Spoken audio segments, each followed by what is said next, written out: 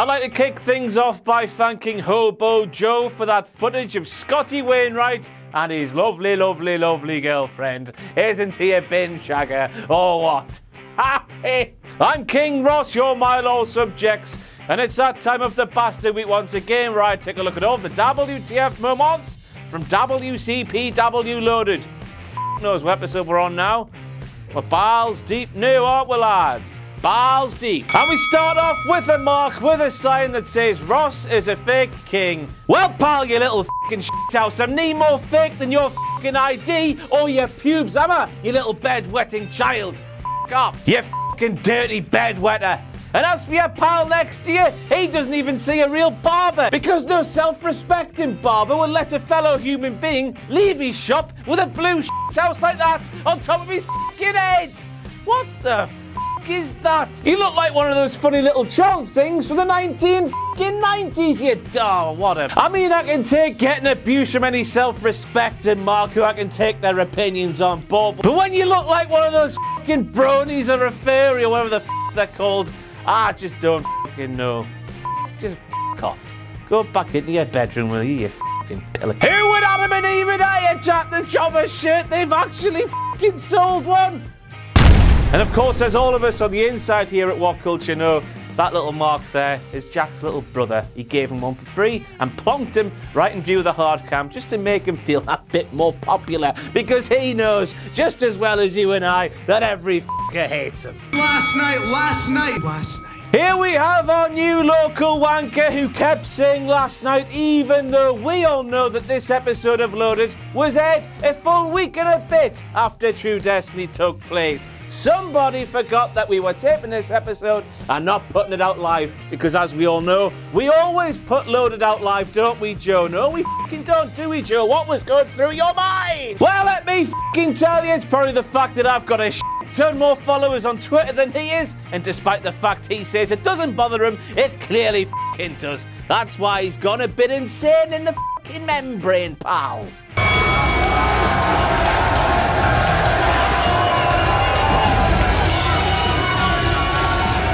That El Patron so hot right now. So hot right now. Patron. It's that damn Patron. So hot right now. Last night you dare to interrupt the match.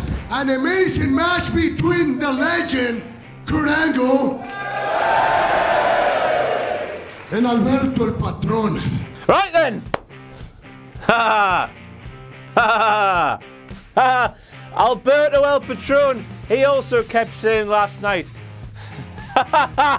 And then he went on to say that Hendry interfered in the match between him and Angle at True Destiny, even though we all saw that Hendry came out after the match and laid the smacketh down on Kurt Angle's bollocks.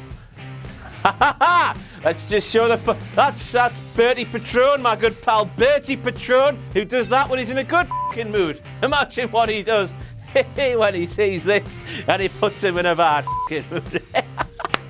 Oh. Now obviously after a fatal blow like that to my Tatty Bojangles, I'm not going to take him on, but I know somebody very close to me that will do so.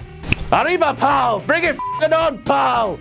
Arriba! And our good friend Prince Amin, who came bearing gifts of herbs and spices at True Destiny. You know he brought some herbs and spices, Striker. High-grade spices, generous bags of spices, dank spices. Yeah. El Hijo de Dos Santos. Or Dos Cabras, yes. You said that on True Destiny. Yes. It's all your fault. Next, we move on to my good pal JR, who claimed that El Hijo de Dos Caras, I think that's how you say it in Geordie, his name was something along the lines of Del Rio de Dos Santos. That's what it sounded like in commentary, and I've just got one thing to do in response to that. The most astute member of the team was Prince Amin, who got the hell out of Dodge. Speaking of or which, the hell out of Baghdad, or where the hell he's from. I don't know. You've got two choices here, Jim. He's either from Gujarat, India, or Huddersfield. So sought after, so popular. You've seen him in Lucha Underground, I've seen him in New Japan. Back with good old JR once again. I think you're beginning to see why I was voted your WCPW commentator of the year for 2016. He claimed that you could see Ricochet and Lucha Underground. As we all know, Ricochet plays Prince Puma in the alternative universe that is Lucha Underground. Ricochet and Prince Puma, they are two different people in two different worlds. You have not seen Ricochet and Lucha Underground. You will not see Prince Puma, probably. I'm on the booking team, who the f knows? You probably won't see him in WCPW because Lucha Underground. So...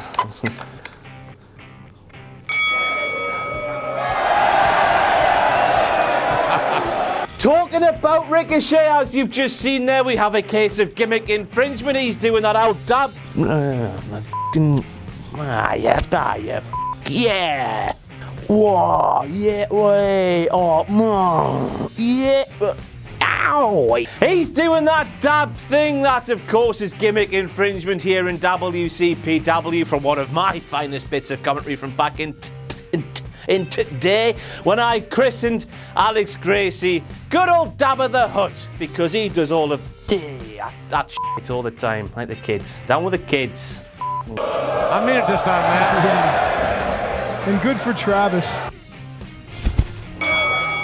You know you finally made it, or you're on Alex Gracie's ass. Now there's one line of bastard country you wouldn't expect to have heard at the start of WCPW. You know you've made it when you're on Alex Gracie's ass. Even if it does say the wrong catchphrase. By God, it should say, by God. This man and this man, Alex Gracie and Lucas Archer, they want to go to Orlando so badly. Well, the only place they're going is to the Gold Queue, because, boys, as far as Prospect is concerned, it's dead, and James R. Kennedy killed it.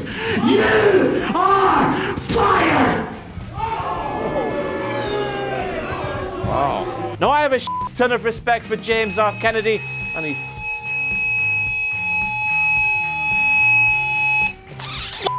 but the fact that this Primarch George Michael has potentially split up Prospect has triggered me greatly. There's a chance that Kennedy has let the sun go down on Prospect. There's a chance that he has let Prospect have a bit of freedom. That Primarch George Michaels has lost all faith in Prospect.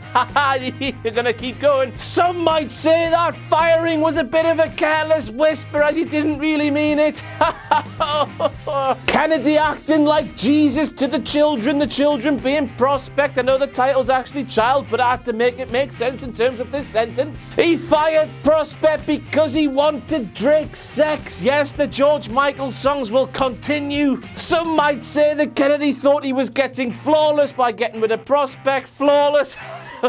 Some might say that Prospect are now praying for time. They don't want to be fired. They want to be given more time to prove themselves to Kennedy. But at the end of the day, this is all a massive WTF moment. George Michael, James R. Kennedy, because James R. Kennedy was a father figure to Prospect. Oh, I don't give a shit. We'll do this all fucking day. Some might say that Kennedy thought he was kissing a fool for too long in terms of Alex Gracie, Lucas Archer. Those two are fools. George Michael from Primark is kissing them. Prospect are certainly feeling the pain after this call. Some might say in firing Prospect, Kennedy has been shooting the dog. Dogs. But hey, you could say that James R. Kennedy, the George Michael from Primark, could have let Prospect down gently. Who knows? Now that Prospect have been set free from James R. Kennedy, they could become star people or legends, because sometimes now the Prospect are with James R. Kennedy when they're in the ring having a tag team match, Kennedy will be in a different corner. George Michael, you love it. Some might say that James R. Kennedy is taking a bit of a chance by getting rid of Prospect. Some might say he's spinning the wheel. George Michael, you love it.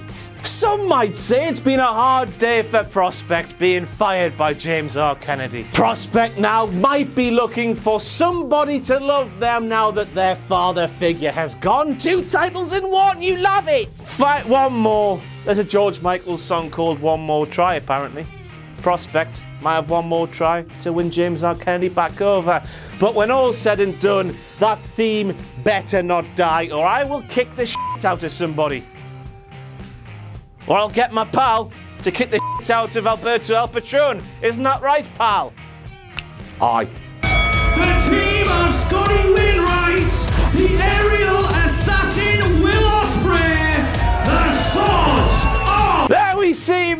best friend in the entire world, Scotty Wainwright, leaving Will Ospreay hanging. Will wanted to do the little clink with a little swords thing. Scotty wasn't having any of it. Why, I hear you ask? Well, he saw in the far corner of the O2 Academy in Leicester some fucking mug putting their arm around his dustbin. The only dickhead you're looking at is the face when you look in the morning, when you look at your own face, you ugly trolls.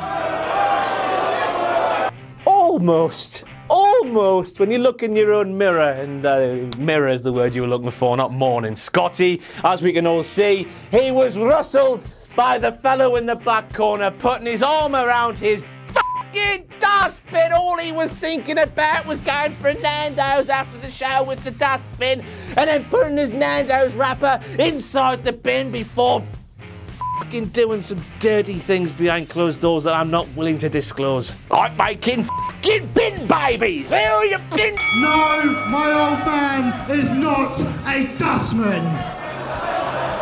Oh, my old man's a dustman. He wears a dustman's hat. He wears gold Barbie trousers. He lives in a castle black. Jack the Jobber! Jack the Jobber! Jack the Jobber!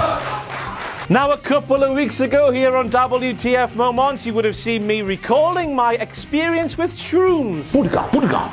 Now, if I'm not mistaken, I was sat in there live in the O2 Academy in Leicester, drinking cans with a certain Adam Parmesan while the show was unfolding. Somebody, now I'm not going to name names, but I've got my suspicions, must have slipped some shrooms into my can of Foster's because I was hearing loud and very much deafening Jack the Jobber chants. And he's really so why is he getting chants? He's the worst thing we have here at What Culture. Why is he getting chants? That's it. You f***ed it. You f***ing ruined it. That hours of a chant there means WCPW will never, ever be coming to Leicester again, so f***ing suck on that, you dirty marks. Some might say WCPW and the Premier League title, and Claudio Ranieri for that fact, are much in the same because they're never coming back to f***ing Leicester! Yeah! Which makes you the most successful bin man since Duke the Dumpster Drosy. Wow. There's a reference. It does make sense. It does, trust me. My best pal Marty's right, you know. Scotty's old man's a fucking dustman, therefore it all fucking makes sense to me. You're right, Martin, it does make sense. It really does make sense. There we have my best friend, Martin Kirby, shooting down a Mark who didn't know. The dumpster reference, Duke the Dumpster to Scotty Wainwright, made complete sense because Scotty's old man's a fucking dustman and his girlfriend's a bin bag.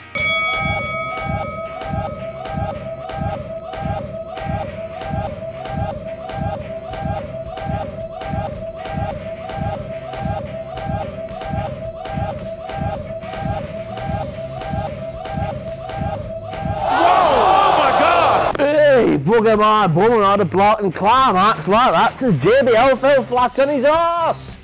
Twice! To living life any other way. You like the money. As you just seen there, my best pal in the entire world, Scotty Wainwright, just bent doing like that for absolutely no reason, even though he was on the ascendancy. Scotty, pal, there's no bins doing there, there's just a dirty ring canvas. And that's it for all your WTF moments from WCPW loaded episode 22. I've been King Ross, your OG Wanky P. You've been my lol subjects, and I'll see you soon. Monday, March 6th, live from Newcastle, and free on YouTube. Drew Galloway will defend his WCPW championship against the aerial assassin, Will Ospreay. And the American Nightmare, Cody Rhodes, will defend his WCPW Internet Championship. WCPW proudly presents Exit Wounds. Monday, March 6th, 7:30, 2:30 Eastern. Tickets still available at WC.PW.